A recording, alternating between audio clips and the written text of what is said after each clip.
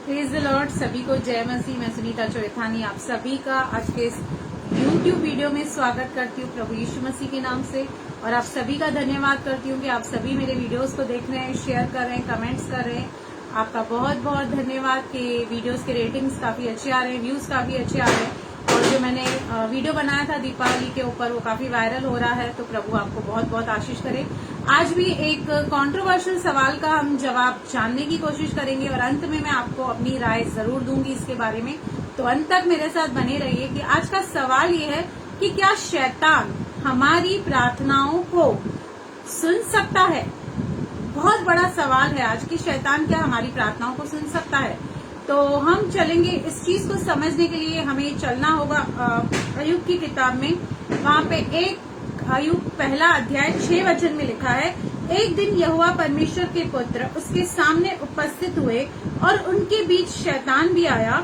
यहोवा ने शैतान से पूछा, तू कहाँ से आता है? शैतान ने यहोवा को उत्तर दिया, पृथ्वी पर इधर उधर घूमते फिरते डोलते डोलते आया हूँ। मतलब पृथ्वी पर वो घूमते रहता है, एक गरजने वाले सिंह के समान इस ताक में रहता है कि कौन कहाँ निर्बल है, कौन कहाँ कमजोर है, तो मैं उसको वहां पे वार करूं। यहोवा ने शैतान से पूछा। अब यहाँ पर परमेश्वर शैतान को सवाल पूछ रहे हैं और कह रहे हैं, क्या तूने मेरे दास अय्यूब पर ध्यान दिया है? क्योंकि उसके तुल्य खरा और सीधा और मेरा भय मानने वाला और बुराई से दूर रहने वाला मनुष्य और कोई नहीं है। कितनी बड़ी बात है कि परमेश्वर यहाँ पे खुद अय्यूब के लिए गवाही देता है कि ये मेरा भय मानने वाला एक सीधा व्यक्ति है, बुराई से दूर रहने वाला व्यक्ति है। और शैतान को काउंटर क्वेश्चन पूछा जा रहा है, क्या तुझे इस बात की खबर है? क्या तुझे इस बात की मालूमात है? शैतान ने यहोवा को उत्तर दिया, क्या अय्यूब परमेश्वर का भय बिना लाभ के मानता है? अब इतना स्पॉन्टेनियस जवाब वो कैसे दे पाया?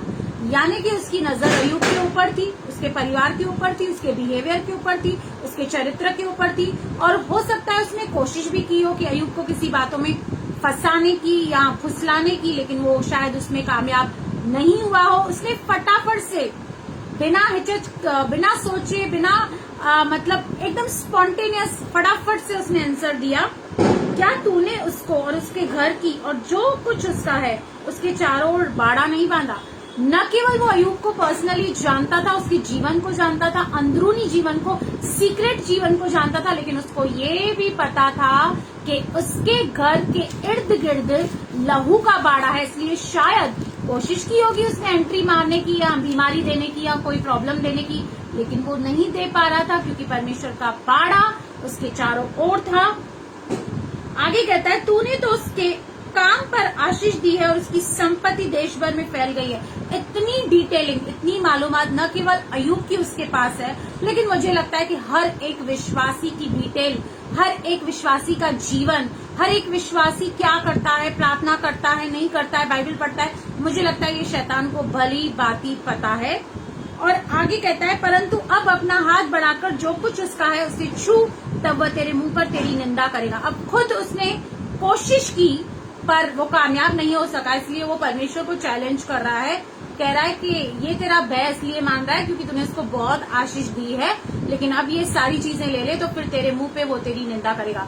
इसमें से हम आज मेरा विषय ये नहीं है कि परमेश्वर का भय हमारे अंदर है या लहू का बाड़ा है कि नहीं, दैट इज नॉट मेरा टॉपिक, वो नहीं है। मेरा टॉपिक ये है कि दैट मीन्स शैतान को हर एक आपकी डिटेलिंग पता है, आपके बच्चों की डिटेलिंग पता है, वो आपकी प्रार्थना भी सुन सकता है, लेकिन आपके मन की बात वो नहीं जान सकता, क्योंकि मन को जांचने वाला केवल परमेश्वर है। और अगर जो आप चाहते हैं कि आप ऐसी प्रार्थना करें जो शैतान नहीं सुन पाए, तो आपको इसके लिए अन्य भाषा की गिफ्ट परमेश्वर से मांगनी पड़ेगी।